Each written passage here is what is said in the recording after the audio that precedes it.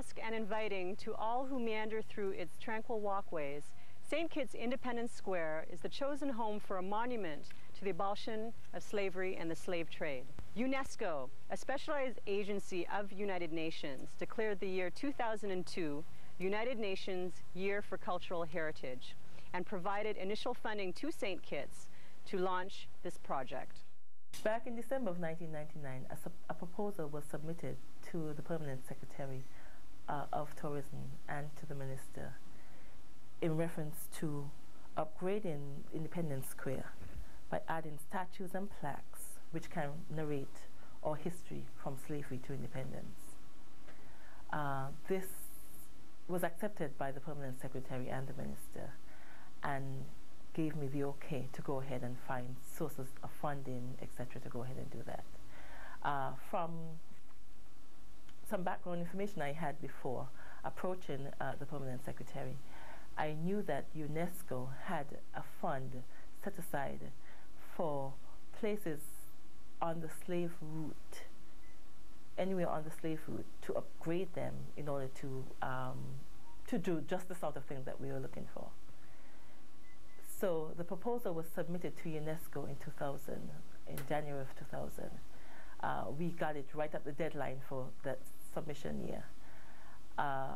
Crichton Pension, who was the current director of, he was in culture at the time, was approached because he had attended a previous slave route meeting some months before and had all the background information. We both, Crichton and I, approached Don Manchester Joseph, who gave us all the information. The three of us sat down really and put a proposal together within a day because the deadline was very, very quickly approaching. That was sent off to UNESCO. Just to keep in mind, the proposal was to enhance Independence Square. It was not a proposal for St. Kitts, for putting monuments all over St. Kitts. It was to enhance Independence Square, to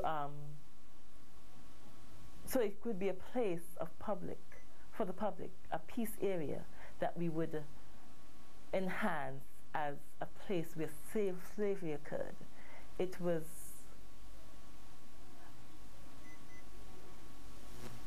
we seem to have forgotten that Independence Square was a former slave market. Our history tells us it was a former slave market. But today, as you pass by Independence Square, we have no way of knowing that. We have lots of tourists come to the area, they have no way of knowing. The idea was to erect a monument in Independence Square, something that will give us a narrative, a history, to tell the history of what happened there.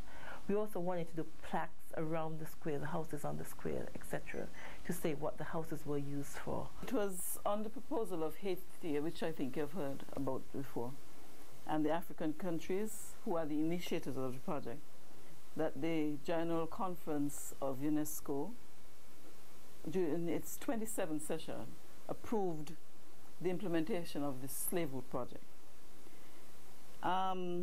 And the official launch took place in Benin in 1994. And basically it is really about educating the people of the world about the travesty and the tragedies that took place during the slave route. The project has a twofold objective. On one hand, we hope, will put an end to the silence surrounding the tragedy of the slave trade by bringing to universal attention the issue of the transatlantic, Indian Ocean and Mediterranean slave trades, all those slave trades that took place. So when UNESCO funds a project like this in one of its member states, it is hoping that the stress will be on public education. The people need to know the facts surrounding the tragedy of the slave trade and some of the things that took place along the passage.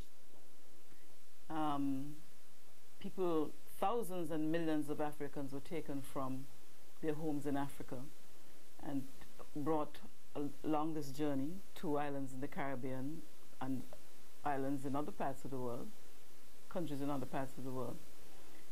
And not too much is being said about the things that they encountered. Either what they encountered negatively or what they contributed to the establishment of civilizations positively. And the theme that UNESCO has established surrounding the project is breaking the silence. It is going to create some controversy among the peoples of the world, because if you're breaking the silence, you are disclosing issues and, I guess in some instances, blaming people. But the silence needs to be broken. The Jews broke the silence surrounding the Holocaust, and there's no need for us to be silent about the facts surrounding the slave trade. It was the Ministry of Tourism, Culture and Environment during our first term got wind of the fact that UNESCO was mindful to get involved in some type of effort to have the world reflect on the transatlantic slave trade and to learn all of the human lessons that ought to be learned from that horrible activity, and also to ensure that, having learned those lessons, in the process, not only would the silence be broken, but the horrific notion or activity of slavery would never be repeated. So we initiated the process with UNESCO and got confirmation and support from UNESCO to do a monument here in St. Kitts. The history of the Slavewood Project in St. Kitts is one that saw the then Ministry of Tourism, Culture and Environment conceptualize a project to memorialize the fact that our ancestors came here as slaves and eventually won their freedom as a result of persistent clamoring and insistence on the fact that as people created in the image of God, we were to be free.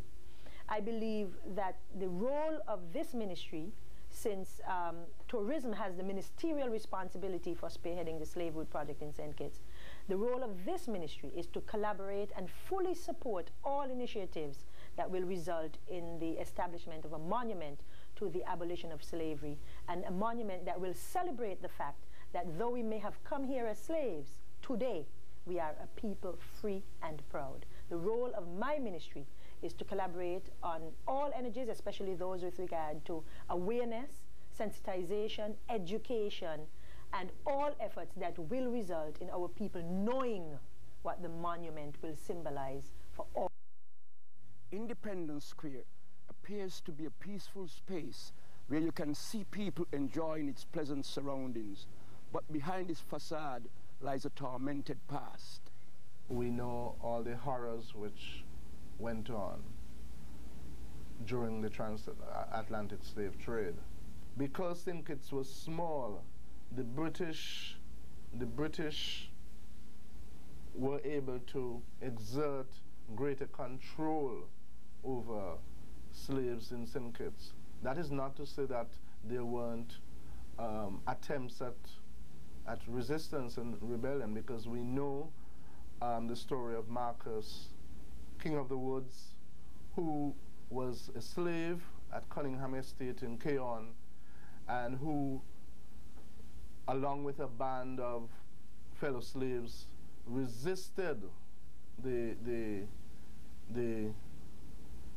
plantocracy at that time. We know for a fact by archaeological evidence that there are holding cells all around the square. In the Georgian house, below the Georgian house, below Horsford's and the other buildings around there. Those were holding cells where slaves were kept and fed in order to be sold and auctioned at Independence Square. So we know that for a fact, and it is known that there are still relics of shackles and chains attached to the walls of those holding cells. I think it's necessary that some effort be made to document, properly research and document this part of our history, because I think far too long this aspect and other aspects of our history have been kept in silence, and hence UNESCO's initiative of the Slave Route Project, breaking the silence. It is absolutely important that we do so. It's our first opportunity to go back to our roots.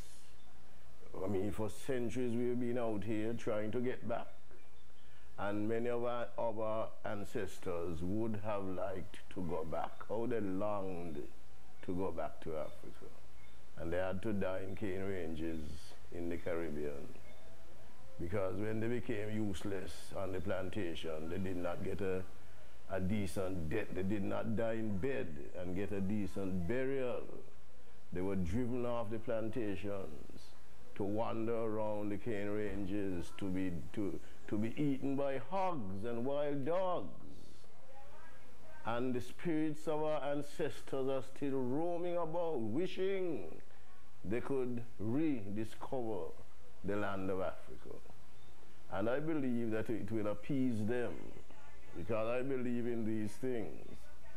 It will appease the spirits of our ancestors to know, to look on and find us trying to rediscover the transatlantic roots, that route that brought them here to die in the cane ranges. Well, I see it as an opportunity to finally recognize our forefathers in many different ways, especially martyrs, the people who paid the ultimate sacrifice of giving their life for us to be able to enjoy the degree of freedom and life that we have today. Because we must always remember it was a struggle, and giving your life isn't something easy that people do today. And way back in the past, there weren't no monuments or any recognition about such people. It is time for us, now we have matured and gained independence, to try and validate these people to the process that we could build a monument in recognition of their contribution. And there's no more rightful place than actually in the center of the square, which we know as a slave market, and insignificance of the statue that is presently there, because it neither represents independence, colonialism, or statehood. So it's insignificant to us. So we see our maturity and our thinking has reached a level that we could now validate and pay tribute to our people with a statue in the middle of Independence Square. Being creatures of nature, we should easily embrace our ever-shifting and ever-changing environment. But acting out of habit, we don't always welcome change easily. Let's see some of the ideas being proposed for this new monument.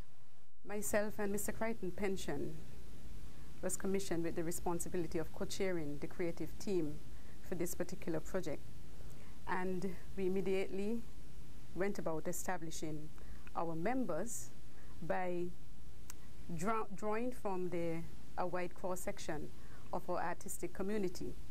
Today we'll have an opportunity to meet some of the persons who participated in this process. Essentially, our core function or role was to develop a design concept for the monument using very clear guidelines. And if you'd permit me, Marlene, I'd like to just share with our viewers some of the elements of our guidelines. We are to develop this concept that would reflect one monument with a realistic depiction that would embrace the ideals of slavery, freedom, and independence. We looked at defining the best use materials for construction, detailing the dimensions, estimated costs of materials, the sourcing of expertise, as well as the graphic presentation of the historical language that would accompany the monument, time frame for construction, and one of the very important guidelines is that we insist that the artists who participated in the whole process would be there working along, assisting the expert to produce this particular monument from the very inception to the completion. So that is something that is very, very significant. Now, the artists were called in and they were asked to submit individual concepts, because we feel that it is very essential that everybody has an opportunity to share their ideas.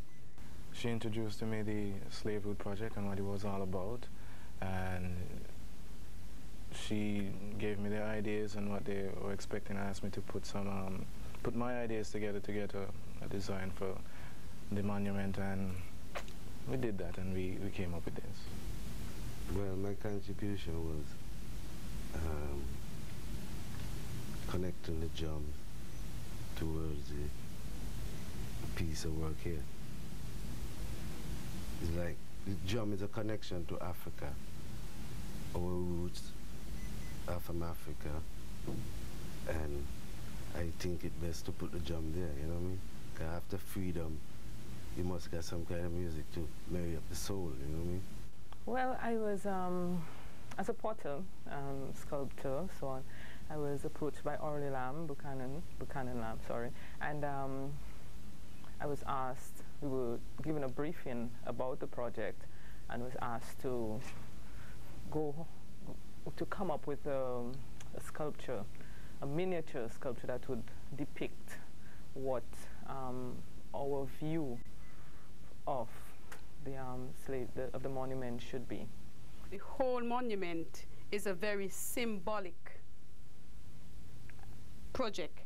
The base of it would have water around it, and it is connected by a four-pronged bridge. And this, you can see a clearer picture here, and this water and the crossing of the bridge is very symbolic to the crossing of the slaves from Africa to the Caribbean. That is the transatlantic movement. It would allow persons to walk across and move around and interface with the monument itself. Now we reach the substructure, which is the actual base of the monument, and this base again represent the platform on which most of our slaves were sold and showcased during the time of slavery. It would have plaques on all sides of the monument explaining the story of slavery from its inception right up to our independence. Surrounding the plaque, we would have reliefs or raised figures that would capture and depict all the atrocities of slavery. This again is very instructive. On top of the monument, and I would just like to go into further details in terms of the dimension, we are looking at approximately 10 feet in height and about 10 to 8 feet in width. The figures atop, that sits atop the monument, the base of the monument itself, are three figures. One is a male in a very strong, free, prominent position, and a female again in a freedom stance. And there we have a little child, a boy, playing the drums. We know that from Africa we inherited the drums. It's a very symbolic instrument for our people. Even today, it is integrated in part of our culture, our musical heritage. And we thought that it was essential to also depict our flag of independence. It has its own statement and its own meaning. It lends its own meaning to the entire monument itself.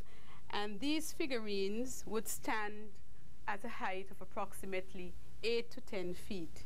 Very prominent and beautiful. It is intended to have upturned lights to add more brilliance to the whole monument, and the whole surrounding area would be aesthetically landscaped with African plants and tropical plants that is common to St. Kitts, and we are hoping to place strategically benches so that family members and people and tourists and visitors can come and appreciate this beautiful masterpiece.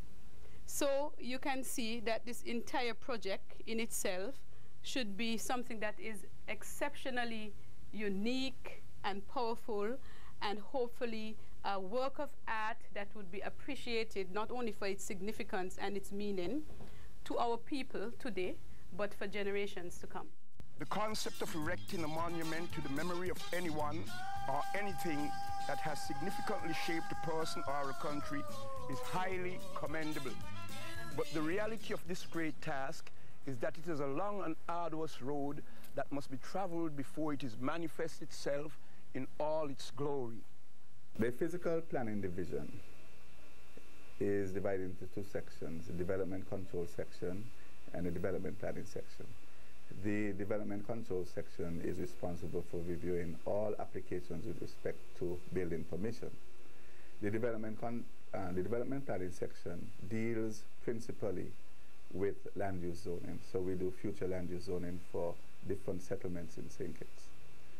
Apart from that, we also have what is called a geographical information system, which is digital or computerized mapping. And that is used as an aid to decision making. As most of the viewers are aware, there has been a lot of public debate recently with respect to this project. I was asked by the Minister of Tourism, the Honorable Dwyer Astefan, to head a committee to advise government with respect to the technical feasibility of relocating the existing monument in the center of Independence Square. That is what we call the fountain. Our remit is to determine whether or not it is technically feasible to remove the existing monument wholesale or piecemeal, and the costs involved in removing the monument. It is premature for me to give the names of the members of this subcommittee, but basically they are very prominent public and private sector architects, engineers, and contractors in the Federation of St. Kitts and Nevis, as well as a few people who are involved in heritage work, the protection of heritage sites. We had a launch of the project held symbolically in Independence Square in April. We were fortunate to have both the Minister of Culture and Tourism at that launch. It went very well. The atmosphere was brilliant, seemed to serve the purpose well. Following that, we've made various presentations in some schools. We've made a presentation at the Rotary Club luncheon at Fairview Inn. That also went very well. We believe that because we were able to take with us some images of what the monument is likely to look like, that sort of got some converts within that group and hopefully beyond, because I believe that we were able to put it in a more positive light. When we looked at Independence Square, we did not see any memorial to commemorate what took place at that hallowed spot. So we decided to submit a project to UNESCO to erect a monument which would symbolize not the horrors of slavery, but the resilience, the fortitude of a people who have survived against all odds. We have to be bold in our thrusts to empower our own selves by not only doing what is necessary for our ears, but doing what is necessary for our eyes and for our souls. Regardless to what we call Pall Mall Square, the fact will never change. It was a slave market. We have a program currently in place that we are in the process of implementing, which includes doing panel discussions on ZIZ radio and television every other Tuesday. We are going to be doing town hall meetings, taking the message of self-love and self-empowerment throughout the island. The St. Christopher Heritage Society, I think, has been in the forefront of the recognition of the African presence and contribution to our development. It is through the society and the initiatives of the society that, for example, August Monday, the designation August Monday was changed to Emancipation Day. And this was done through a resolution that went to government, that was passed at a general meeting. We have definitely taken a lead in emancipation celebrations, in trying to get groups and organizations together, including government departments. And we have had exhibitions that have tried to educate people as to what Africa is about, the role of Africa and the presence of Africa in the Caribbean and in St. Kitts in particular. The erection of a monument to the abolition of slavery is essential. It is essential in terms of the recognition of the role of slavery and emancipation and plantation society in creating the people we are today. And why I say it's essential, it's a physical presence, and we do not, whilst we have the people of African descent that make up the majority of the population, and whilst all around us we see monuments of European origin, right, and the architecture and monuments to Europeans and things like that, there is really very little or nothing that represents the physical presence of the Africans that came here and the circumstances under which they came here, and the presence that remain in the descendants, their presence that remain in the genetic makeup almost of the population. And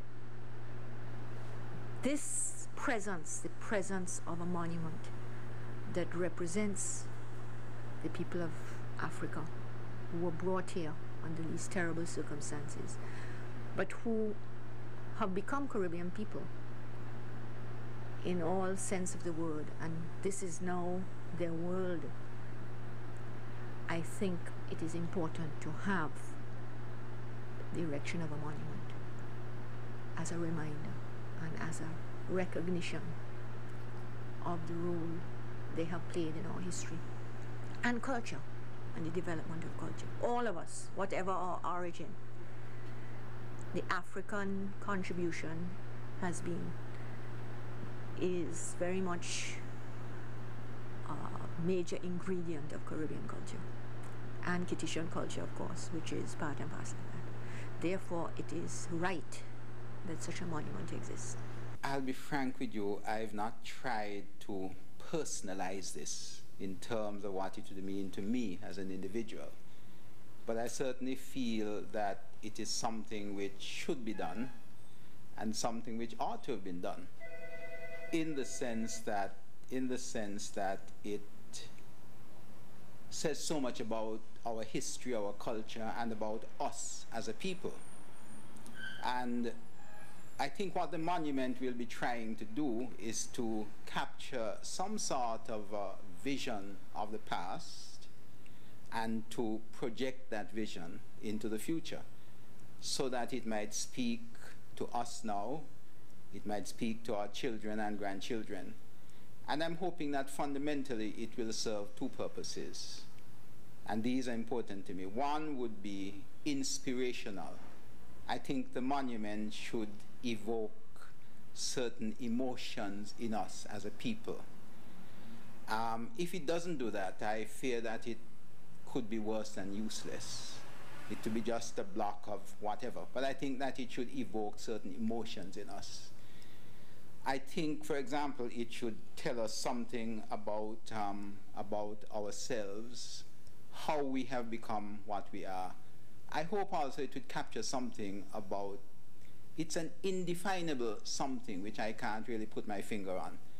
But I hope that the monument, whether it is of a single person, male or female, or whether it's a mass of persons, I hope it will capture something of the strength and the resilience and the faith of our foreparents. Because I think that that indefinable spiritual quality, if I might define it that way, is something which not even slavery, with all of its brutality and its denigration. Slavery must mean something to every human being with a heart in his or her chest and a conscience and a soul. And what it must mean is something horrific and unacceptable to the human condition. And the fact that it existed is horrific enough. It would be even more horrific if monuments or mementos or whatever you wish to call them were not put in place to ensure that such a thing would never be repeated. The breaking of the silence is such a fitting term to describe the entire process. I have found that in the process here of public education, in fact, enhancing people's awareness, there has been a stimulus for dialogue and discussion, not only on this subject, but other subjects which are of public importance. And what this will have done, hopefully, is not only get us where we ought to be, ought to have been some time ago, with regard to remembering and ensuring that it never happens again, as do the Jewish people do with the Holocaust experience, which I think, tragic and horrific as that was, is nowhere near as expansive and awful as the Atlantic slave situation has been, and we're still feeling the effects now, the entire human race. Well, if you ask what does the erection of the monument to the abolition of slavery mean to me personally, my answer to that would be, it means to me that we have finally accepted the fact that we are a people who should be celebrated. In St. Kitts and Nevis, there are monuments in many different shapes and sizes and colors and forms to several things which are not terribly meaningful to us as a people. This is an opportunity, I believe, when a monument that pays tribute to us as a people is going to be put in a space that is sacred, that is central, and that is significant.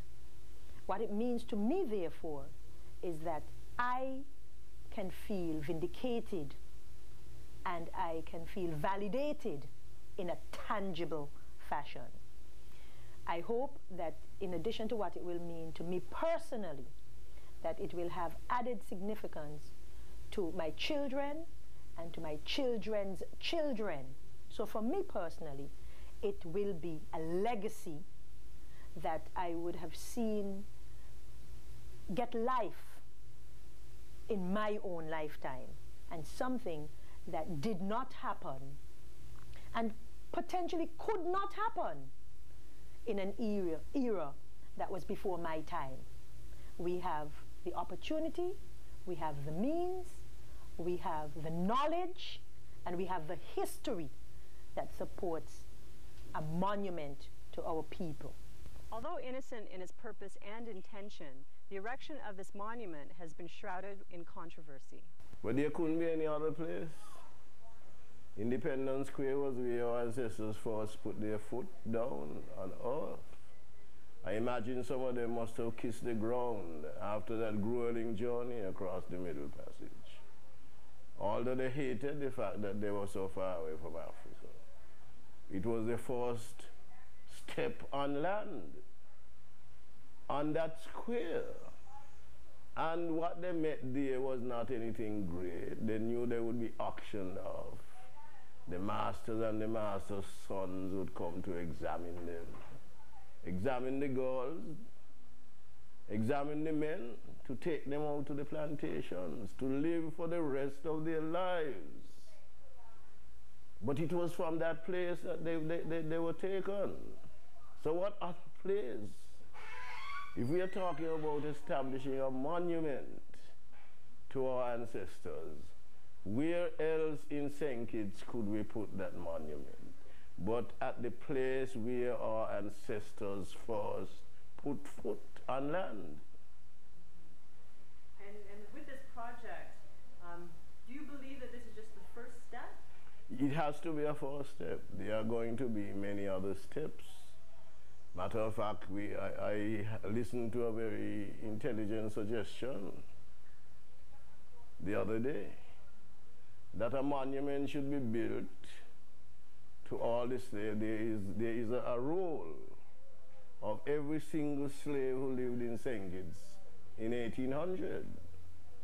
The full list of them, because they had to, estate by estate, had to have the names of their slaves. And these exist at the archives.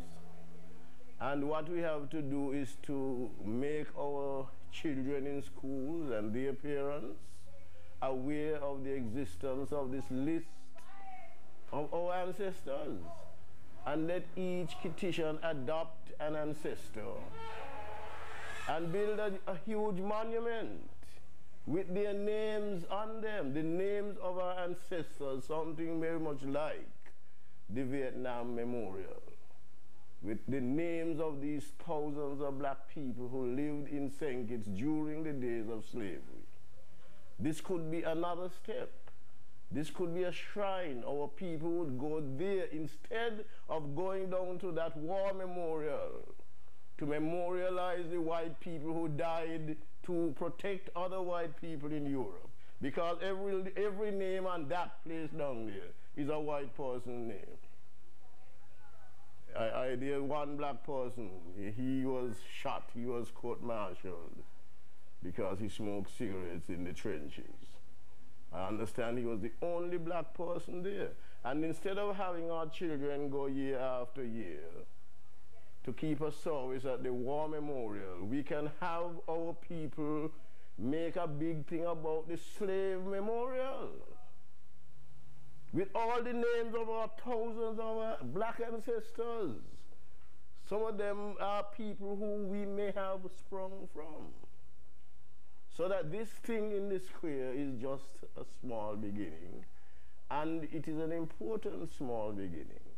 And there are going to be, I believe, the silence is now being broken, and there is going to be developed a roar of activity among our children and our people. Noise, reclaiming our identity and acknowledging where we come from, and going back to our roots across the transatlantic, across the Middle Passage. Deep-rooted emotions have been unearthed in determining where in Independence Square this monument will have its final resting place. Deep-rooted emotions have been unearthed in determining where in Independence Square this monument will have its final resting place. Where do you think it should be? Join us again on Culture Beat as we continue to bring you interesting facts about St. Kitts, its culture, and its people.